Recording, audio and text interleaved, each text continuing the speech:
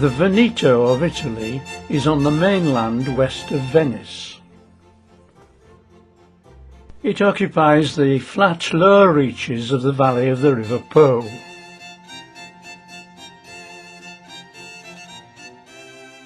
After leaving Venice, we travelled to Padua via Treviso, and en route visited two of the many villas in this region, villas designed by the 16th century architect Andreas Palladio.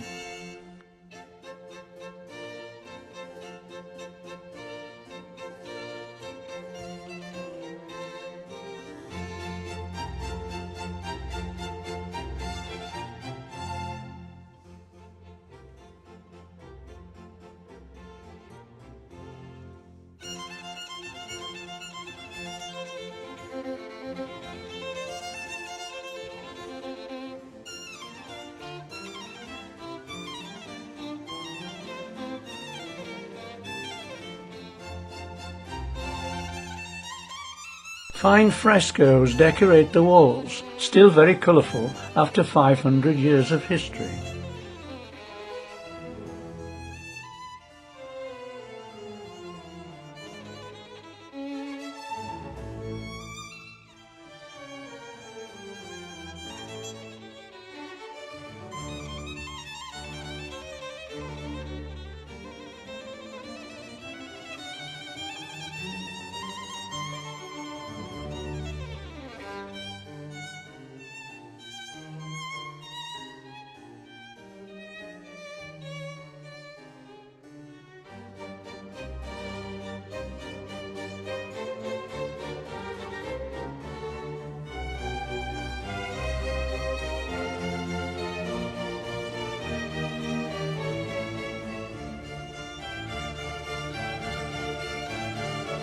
Palladio was also very much interested in city architecture, and he left his mark on Padua, in particular the City Hall and the University, one of the oldest in the world.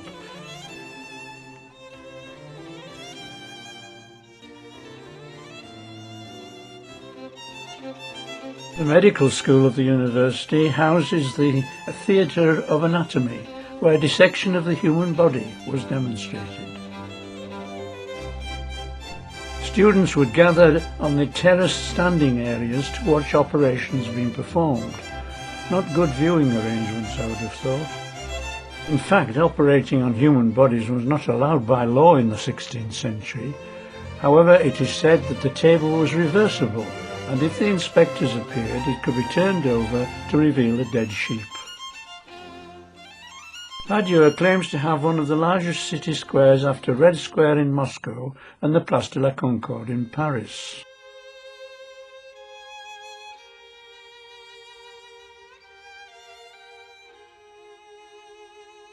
Alongside the square is the Basilica of St. Anthony. He is the one you can pray to for lost items such as car keys and spectacles, etc.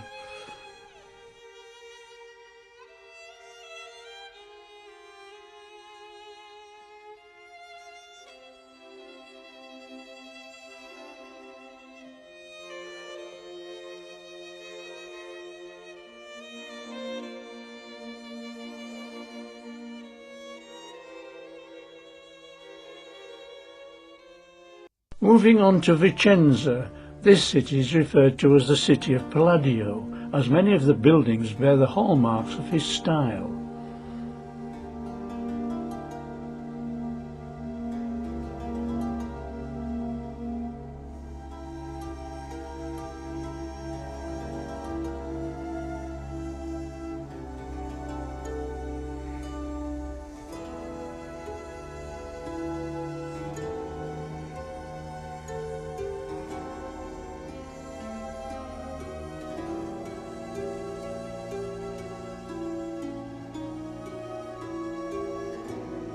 Here we find his Olympic Theatre, built largely of wood and plaster and painted to look like marble.